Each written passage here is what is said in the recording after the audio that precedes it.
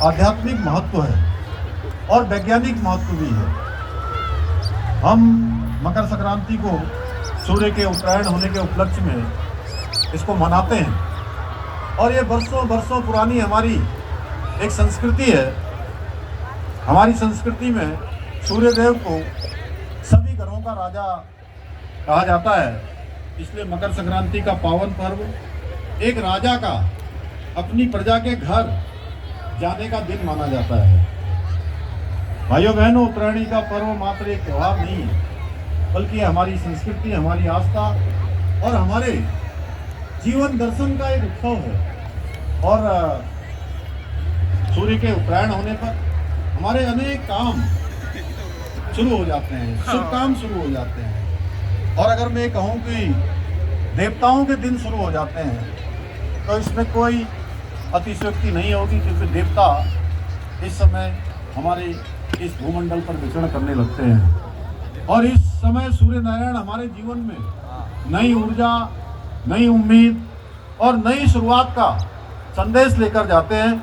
मुझे खुशी है कि उत्तरायणी कौशिक जैसे आयोजनों के माध्यम से हमारी नई पीढ़ी अपनी जड़ों से जुड़ रही है। हमारे नए युवा भी आज उत्तरायणी के कौशिकों में भाग ले रहे हैं और जगह जगह, केवल खटीमा में नहीं, उत्तराखंड में नहीं, देश और दुनिया में मैं अनेक स्थानों पर आज और इस महीने के शुरू से ही वर्चुअल माध्यमों से जुड़ा हूँ।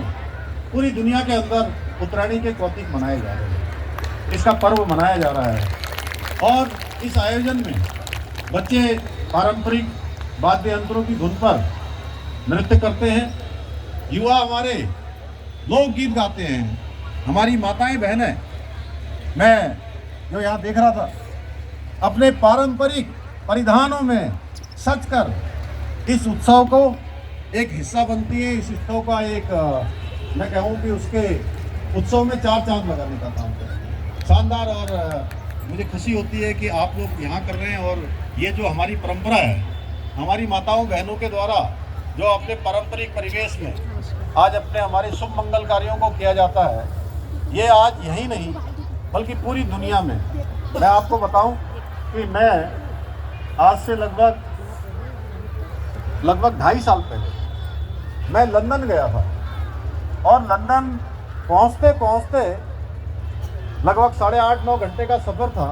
उसके बाद 2 घंटे और कहीं जाकर उत्तराखंड के लोगों ने एक कार्यक्रम वहाँ पर रखा हुआ था और मैं पूरे दिन भर और रात भर की सफ़र से थोड़ा थक सा गया था, तो मुझे नींद आ गई। और जब मेरी आंख खुली तो मैंने देखा कि कई सैकड़ों की संख्या में हमारे उत्तराखंड की माताएं बहनें अपने परिधानों में, जैसे कि आप लोग यहाँ पर हैं, और हमारे उत्तराखंड के भाई अपनी टोपी पहनकर वहाँ लंदन में बहुत शानदार सांस्कृतिक कार्यक्रम के लिए उपस्थित हो रखे थे एक जगह पर।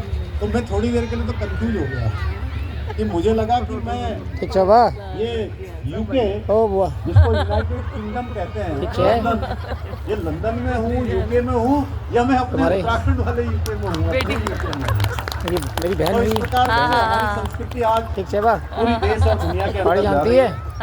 और it is good to know the पहाड़ी होते हैं। माताएं बहनें, हमारे बड़े बुजुर्ग इस उत्सव का हिस्सा बनते हैं, तब ये विश्वास और मजबूत हो जाता है कि और हमारी सांस्कृतिक धरोहर सुरक्षित हाथों में जा रही है, पीढ़ी दर पीढ़ी आगे बढ़ रही है। आज के बदलते जहाँ आधुनिकता चारों ओर, आज भौतिकवादी युग तेजी से हावी हो गया, तब अपनी पहचान को बचाए रखना, उसको बनाए रखना और अगली पीढ़ियों को स्थानांतरित करते जाना, ये बहुत आवश्यक हो गया है।